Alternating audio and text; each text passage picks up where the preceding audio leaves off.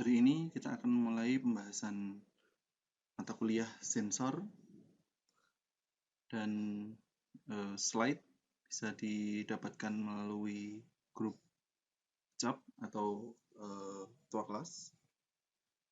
Untuk penjelasannya kita akan menggunakan video yang diupload di YouTube.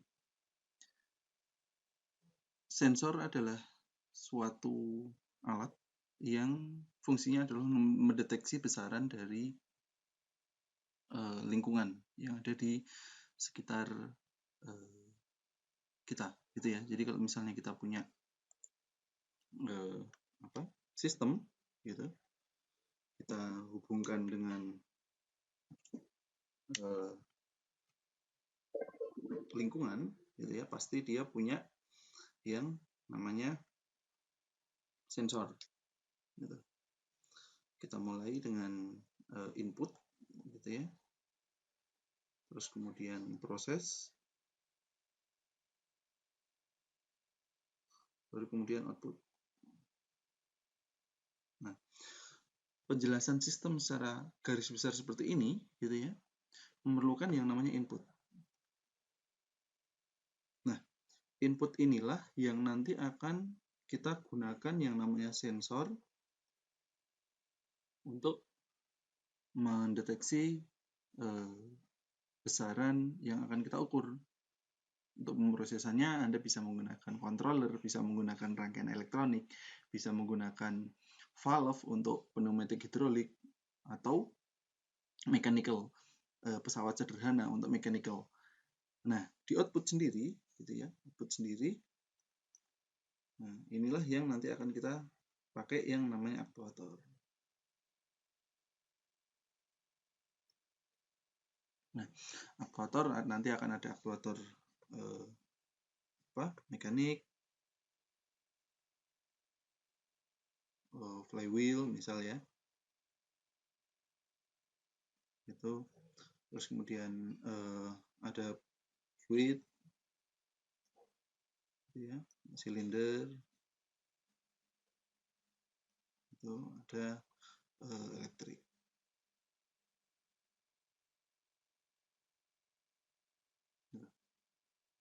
Nah, mengenai sensor sendiri, gitu ya, kita akan bahas apa itu sensor dan bagaimana mendeteksi dan lain-lain kebutuhan berada di sekitar sensor. Kira-kira bahasanya seperti ini.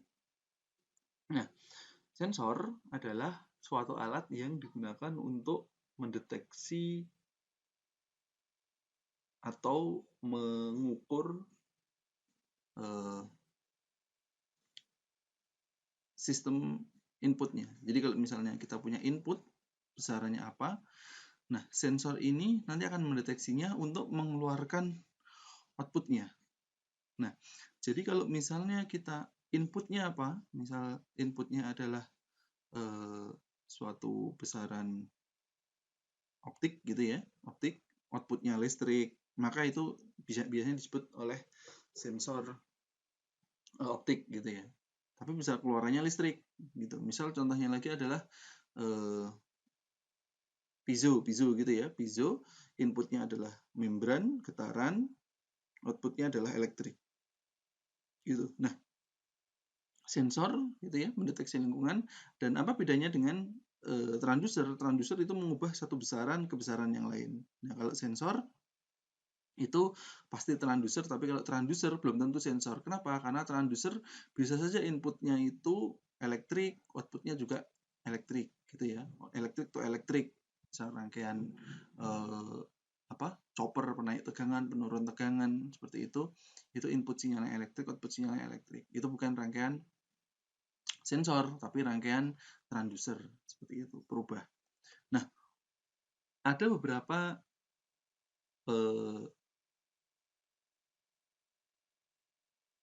input yang dapat dideteksi oleh sensor. Contohnya adalah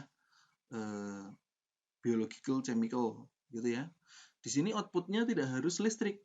Ada kalanya outputnya itu juga bisa berupa warna, gitu ya. Contohnya kertas lakmus. Nah, dia stimulusnya adalah biological, nah, tapi outputnya itu hanya berupa perubahan warna gitu. Nah, ada juga yang besarannya gitu ya, besarannya itu tidak juga berupa listrik. Contohnya ini adalah optical apa, cermin gitu ya. Nah, nanti bisa dari indeks refraktif atau refleksi dari cermin tersebut gitu. Nah, tapi biasanya kita nanti akan pakai kebanyakan di listrik atau elektrik gitu ya, karena sensor yang akan nanti kita ketemui itu adalah sensor yang nanti akan kita gerakkan menggunakan aktuator elektrik. Tapi maksudnya di sini ini adalah Anda harus bisa mendefinisikan besaran apa yang akan kita ukur gitu ya. Besaran mana yang akan kita ukur? Apakah yang diukur itu bunyi atau mungkin kondisi biologisnya, larutannya, kekentalannya, terus kemudian elektriknya seperti itu, arus, tegangan, daya gitu ya. Terus kemudian besaran magnetnya atau cahayanya atau suhu dan posisi dan kecepatannya di mekanikalnya. Jadi Anda harus bisa mendefinisikan ini dulu. Gitu. Tapi kalau misalnya memang belum terjawab, nah nanti tidak akan bisa memilih jenis sensornya seperti apa. Beberapa prinsip kerja sensor ada yang berupa dari materialnya memang sudah memiliki fungsi seperti itu. Contohnya adalah negatif temperatur koefisien NTC gitu ya. Ketika PTC atau NTC gitu, ketika ada perubahan resistivitas atau perubahan cahaya, maka resistivitasnya berubah. Bimetal juga sama. Jadi ketika panas gitu ya, panas, maka fisiknya berubah. Jadi memang dari materialnya memang sudah seperti itu. Gitu. Trafo disusun dari ada primer, ada koker, ada sekunder, ya, itu disusun sehingga menjadi bentuk trafo. Ya, itu juga menjadi sensor. Makanya nanti akan ada pengukuran, ada trafo arus, ada trafo tegangan, seperti yang ada di situ. Ya, demikian prinsip dari kerja dari sensor. Kemudian kebutuhan dari sensor itu harus penempatannya itu harus tidak terlihat. Jadi kita harusnya tidak menyadari ada sensor di alat tersebut, gitu ya. Contohnya bagaimana mendeteksi mobil, jenis mobil pada pintu tol, gitu ya. Jadi kalau misalnya kita lihat di pintu tol itu dia bisa membedakan mana truk, mana SUV, mana MPV gitu ya. Nah, itu dia ada sensornya, tapi kita tidak bisa melihat di mana letak sensornya gitu kan. Ya, sensor juga yang penempatan sensor itu juga harus menjadi penilaian tersendiri. Jadi kalau misalnya penempatannya salah, maka besaran yang diukurnya pun juga nanti akan memiliki nilai yang berbeda. Gitu. Kemudian bagaimana cara kita memilih sensor? Yang pertama tadi kita harus menentukan besaran apa yang akan kita ukur terlebih dahulu. Besaran apa yang kita ukur, terus kemudian kita juga harus mengetahui karakteristiknya. Bagaimana membaca datasheet, nanti kita akan melihat datasheet dari sensor gitu ya. Baru nanti akan kemudian kita lihat apakah sensor tersebut tersedia. Ada beberapa sensor yang mahal gitu ya. Ada beberapa sensor yang memang sangat bagus sekali, tapi dia sulit untuk didapatkan, entah karena harus inden, pre-order, ataupun memang sangat mahal sekali, gitu ya. Jadi sangat tidak mungkin didapatkan, sehingga kita harus menurunkan ringnya. Apakah menurunkan hasil pengukurannya itu menggunakan prototype atau menggunakan beberapa buah sensor, jadi multi sensor atau parallelizing sensor gitu ya. Jadi metode-metode yang digunakan itu mempengaruhi juga apabila kita punya keterbatasan mengenai masalah harga maupun availability. Lifetime juga sama. Jadi ada beberapa sensor yang mungkin hanya 2 kali pakai gitu ya. Nah, misal contoh untuk mengatur putaran uji coba senjata itu hanya 2 kali digunakan untuk apa? Tabrakan gitu ya, tabrakan peluru, tabrakan mobil juga hanya sekali gitu ya. Sehingga lifetime-nya sangat sangat apa? Kecil gitu ya.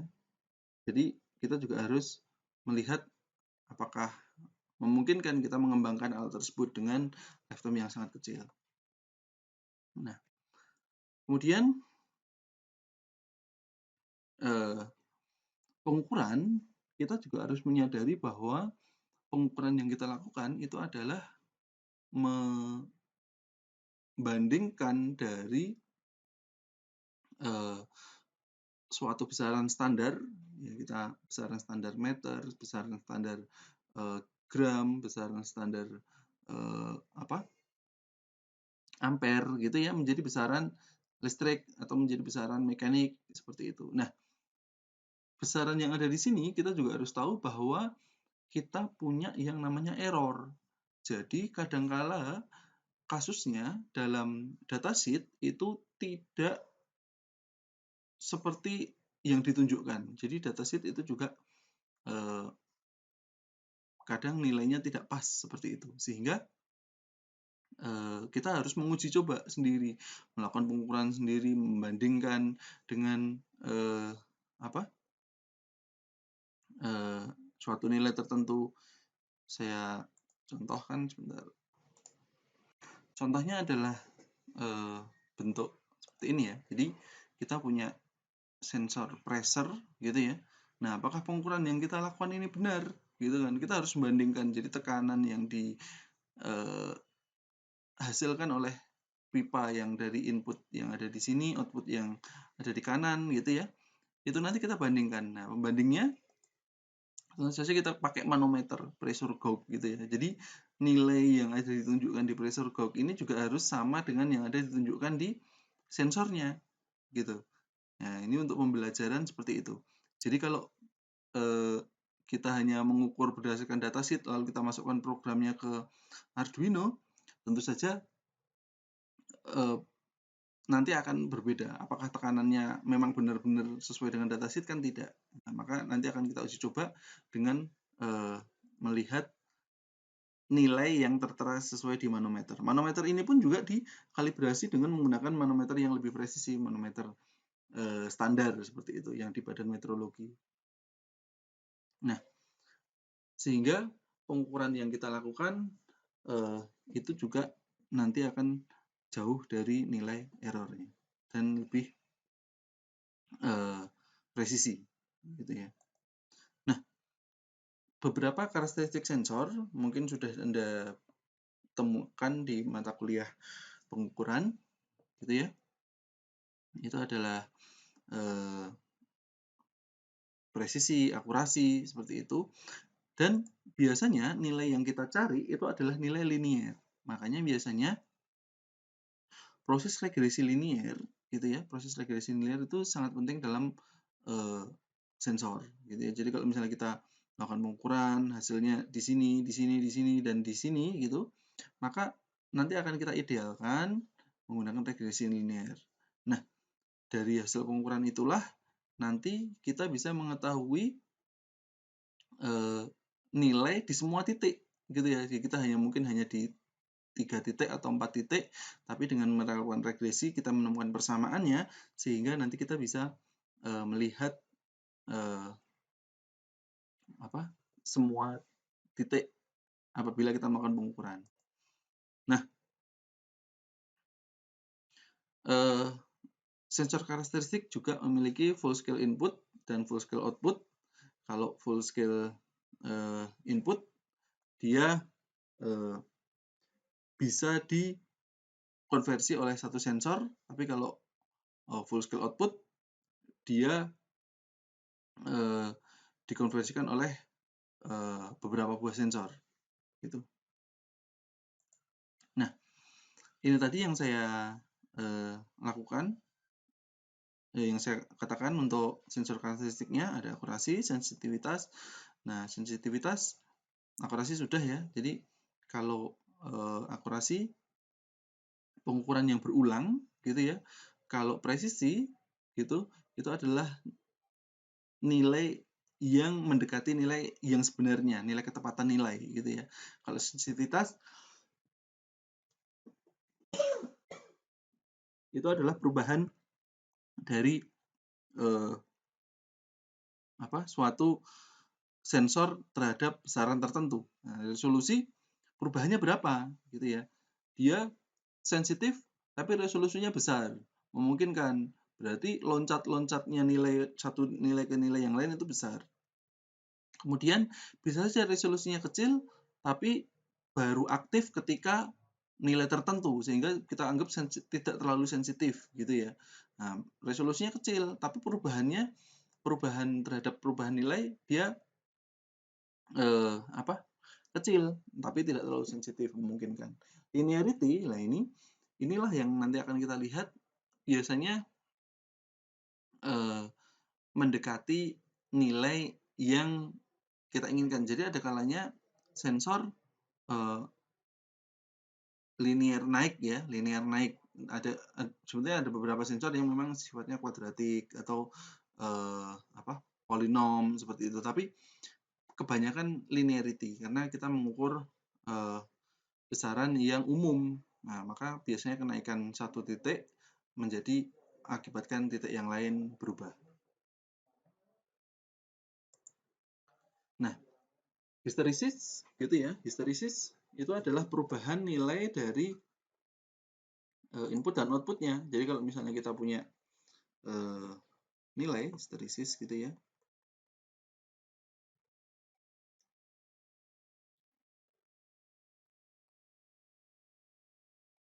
Itu. Nah, nilai naiknya misal di sini gitu ya. Nilai turunnya harusnya kan dia balik lagi ke sini gitu kan. Nah, gitu kan. Nah, tapi kalau histarisis tidak. Histarisis itu dia turunnya malah di sini. Gitu. Nah, itu tertentu ya. Skill dari sini ke sini inilah yang kita sebut histarisis.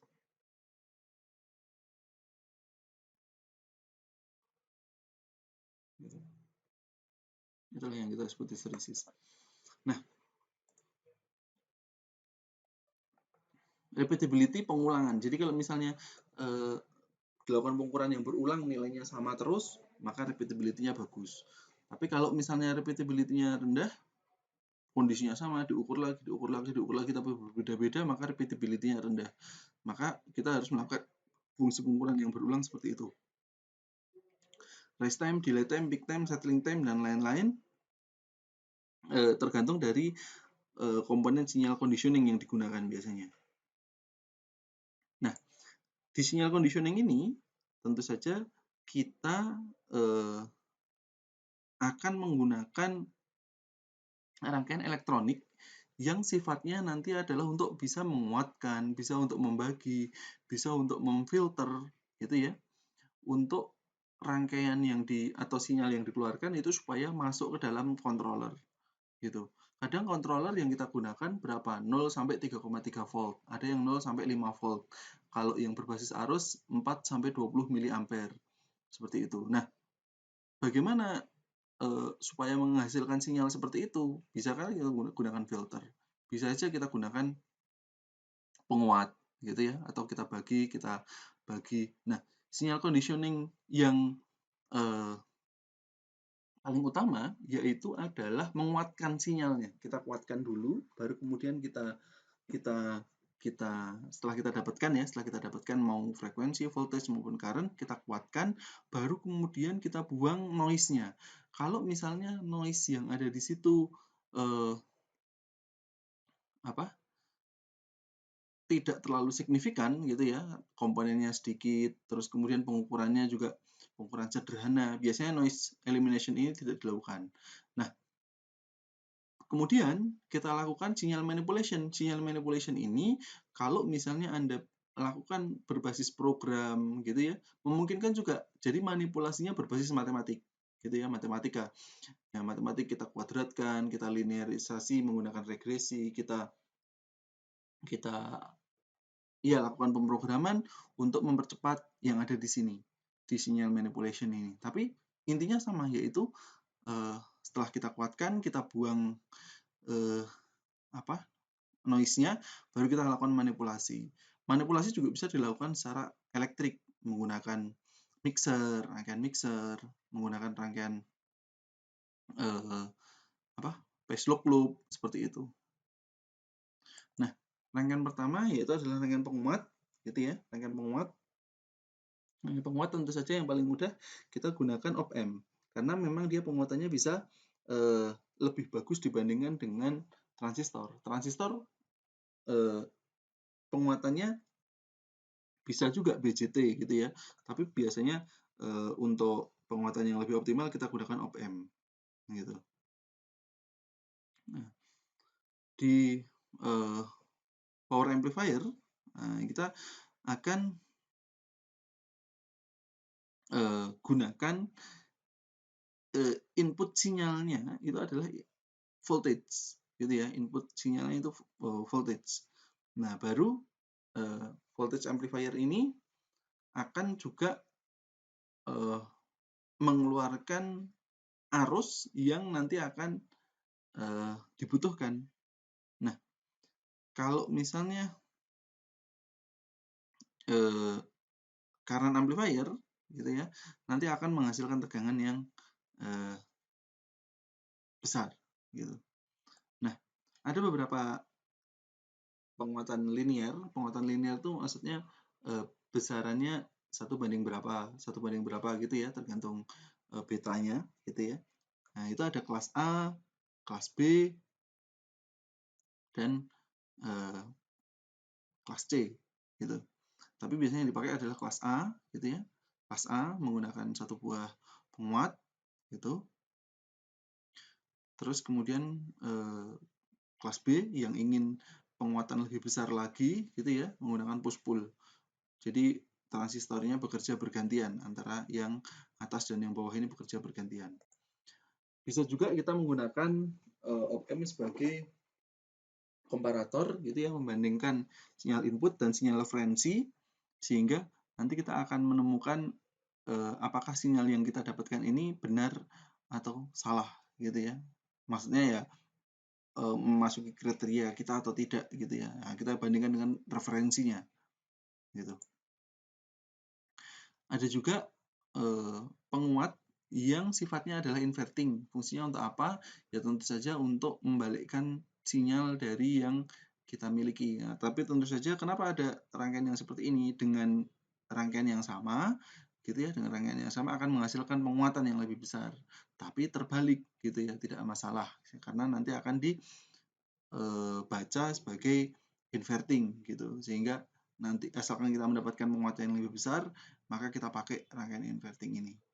Ada juga rangkaian non-inverting, dia tidak akan berubah gitu ya penguatannya. Tapi penguatan non-inverting ini biasanya lebih kecil dibandingkan dengan penguatan yang inverting.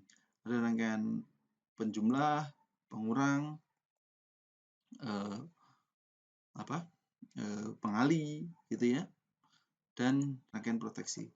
Beberapa rangkaian proteksi contohnya adalah komponennya ya, komponen diode Zener, snubber, terus rangkaian isolasi baik menggunakan optocoupler maupun menggunakan trafo isolasi, itu juga biasanya harus dilakukan. Optocoupler ini adalah rangkaian isolasi yang sering digunakan di mekatronika gitu ya. Dengan optocoupler ini untuk memisahkan rangkaian input dan rangkaian outputnya. Nah, rangkaian input ini nanti ketika terjadi kerusakan di daerah outputnya, maka sinyal di daerah inputnya itu nanti rangkaiannya tidak akan berpengaruh gitu ya.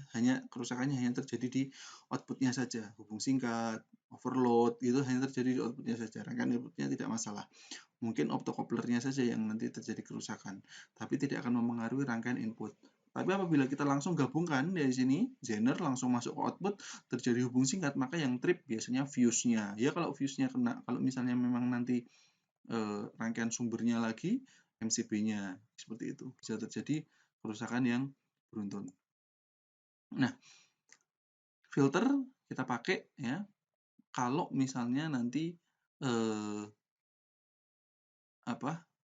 perlu untuk membuang sinyal.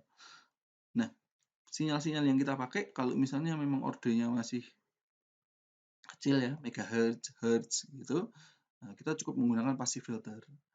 Passive filter ya cukup dengan LC gitu ya. Kalau di sini contoh hanya menggunakan C saja, tidak ada masalah.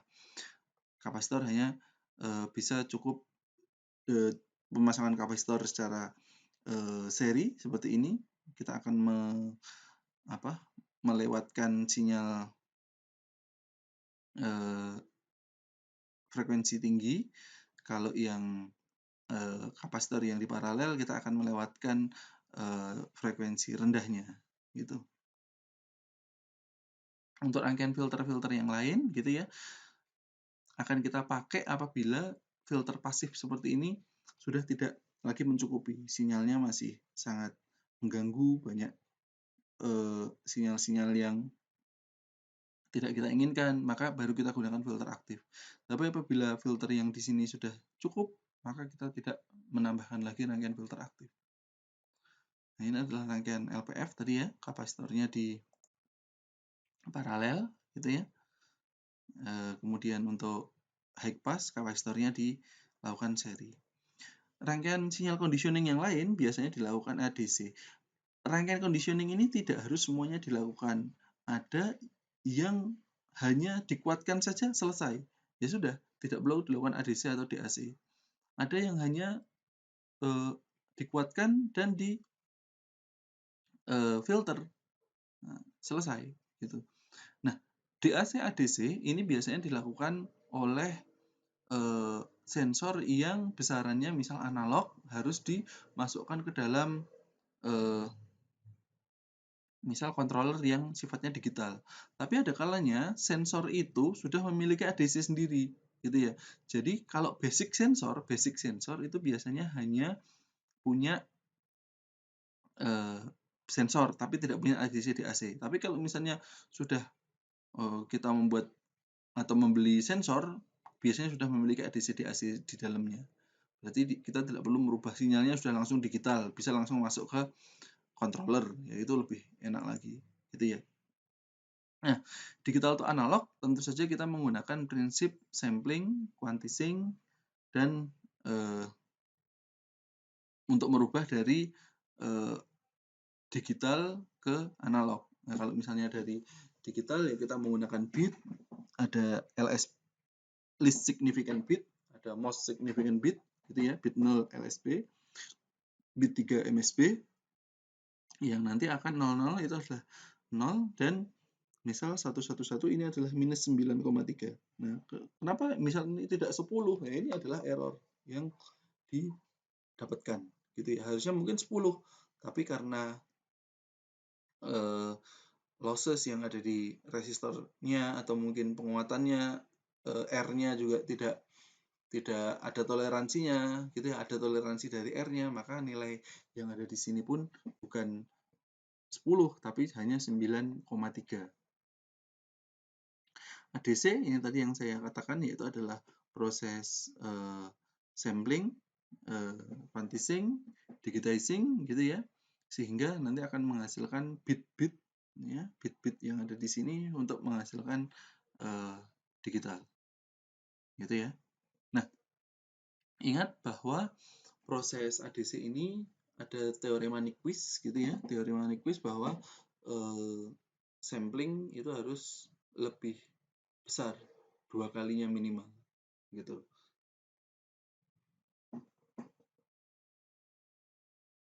Sehingga nanti hasil quantizing-nya itu nanti akan mencukupi. Tapi kalau misalnya kurang dari 2 kali frekuensinya, maka kita akan menghasilkan sinyal yang ADC-nya mungkin tidak terlalu tepat, gitu. Nah, voltage to frekuensi biasanya dipakai untuk, atau frekuensi to voltage ya, IC-nya sama. F to V ini biasanya dipakai untuk sensor yang keluarannya frekuensi, gitu ya. Ketahuannya gimana? Ketahuannya kalau misalnya kita ukur sensornya itu keluarannya menggunakan osiloskop. Nah, kita pakai osiloskop, gitu ya. Setelah kita rubah-rubah, ternyata frekuensinya berubah. Berarti output dari sensor tersebut adalah frekuensi. Maka kita memerlukan IC frekuensi to voltage. Nah, ada juga keluarannya voltage, gitu ya, keluarannya voltage, tapi kita ingin merubah menjadi frekuensi, gitu ya. Misal karena lokasi, karena lokasi harus transmisikan menggunakan frekuensi tertentu, gitu ya, frekuensi radio, maka kita rubah, kita tumpangkan dengan proses modulasi, gitu ya, kita rubah dari voltage itu menjadi frekuensi, seperti itu. Nah, rangkaiannya, gitu ya, dari voltage to frekuensi sama, gitu ya, dari proses switchingnya yang ada di sini, ada rangkaian thresholdnya, gitu, sehingga kita buat inputnya, gitu ya, V V V V V yang ada di V plus ini menjadi input, gitu ya. Ini ada V referensinya berapa, 5 volt atau 3,3, baru nanti akan dirubah menjadi frekuensinya, dikeluarkan di outputnya. Tapi frekuensinya di sini sudah berubah-berubah. Nah, ini V out-nya ini kan frekuensinya tetap, V out-nya tetap, tapi frekuensinya berubah. Ini lebih tinggi, yang ini lebih rendah. F2-nya lebih rendah. Nah, di data transmission ini biasanya menjadi kasus yang perlu diperhatikan juga. Ada beberapa data transmission ini yang misal contohnya adalah pengukuran suhu, gitu ya, pengukuran suhu. Kadang kawat juga mempengaruhi pengukuran, jadi kita harus mengukur penambahan atau pengurangan dari pengukuran suhu tersebut. Nah, data yang dikirim atau data yang diterima itu pun juga nanti mempengaruhi. Ada kalanya pengukuran wireless mungkin lebih mudah, gitu ya, secara pengamatan, karena tidak memerlukan kabel, tidak perlu memasang-masang kabel, terutama karena wireless ya. Tapi apakah data yang dikirimkan itu bisa sesuai, gitu ya. Ada kalanya memang data telat seperti itu, atau karena datanya terlalu banyak, ada data yang hilang seperti itu. Sehingga kadang data transmission yang melakukan wireless pun juga tidak menjadi opsi yang harus selalu kita ambil, gitu ya. Kalau misalnya datanya banyak, kita khawatir ada data yang hilang, tentu saja pilihan menggunakan kabel masih menjadi pilihan yang sangat diinginkan. Nah, penggunaan telemetri, gitu ya, penggunaan pengukuran jarak jauh, ada menggunakan 3 kabel, ada yang menggunakan 4 kabel. Menggunakan 3 kabel adalah kita punya kawat referensi, gitu ya. Jadi apakah pengaruh panjang dari si kawat ini nanti akan mempengaruhi? Nah, nanti akan kita gunakan RVX yang ada di sini sebagai referensinya, sehingga kalau misalnya terjadi ada penambahan sambungan, ada penambahan konektor, nah itu nanti akan merubah V-meternya, sehingga V-meternya akan menjadi referensinya. Two-wire transmission untuk active sensor, gitu ya, ini hanya biasanya digunakan untuk current base, karena current base-nya menggunakan minimum itu adalah 4 mA dan maksimumnya 20 mA. Sangat jarang sekali standar sensor arus yang digunakan di atas 20 mA. Ada yang 100 mA, tapi sangat jarang. Umumnya itu adalah 4 mA dan 20 mA. Di sini kita menggunakan active sensor, gitu ya, sehingga arus yang mengalir pada sini kita jaga yaitu 4 sampai 20. mA. Nah, eksitasi atau penguatan gitu ya, biasanya dibutuhkan untuk yang aktif tadi. Jadi kita tambahkan source lagi di luar source utamanya, perlu penambahan source supaya data yang dikirimkan sensor itu juga lebih kuat. Current source sama voltage source. Seperti itu.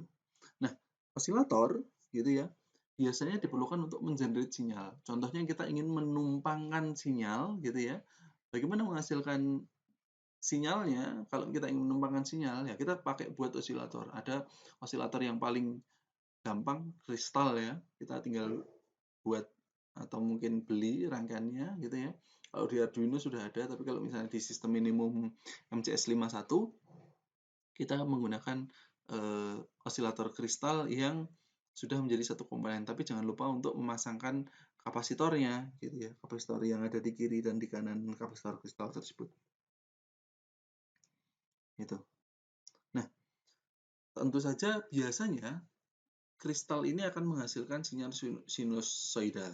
Tapi ada kalanya kita ingin menghasilkan sinyalnya itu bukan sinyal sinusoidal saja, ada kalanya sinyal kotak maupun sinyal gergaji, sehingga kita harus buat sinyal conditioning juga untuk mengenerate sinyal di osilatornya. Nah, ini kristal, ini ada kapasitor yang nanti kita rubah-rubah untuk mengeluarkan kristalnya ini mengeluarkan frekuensi berapa gitu. Nah, di sini ada penggunaan noise gitu ya, penggunaan filter untuk menghilangkan noise maksudnya. Itu terdiri dari dua jenis noise. Yang pertama adalah noise di dalam komponen, misal akibat dari panas resistor, itu tidak bisa kita ya hilangkan gitu ya, namanya white noise gitu, pasti selalu ada. Nah, tapi kalau eksternal gitu ya, akibat pengaruh komponen yang ada di sekitarnya, misal electromagnetic noise gitu ya, itu bisa kita hilangkan dengan selubung, dengan apa istilahnya, isolasi gitu ya. Nah, untuk literatur yang lain Anda bisa gunakan Handbook of Modern Sensor, dan next slide akan kita bahas tentang sensor yang khusus untuk mekatronika. Demikian kuliah kita hari ini. Terima kasih.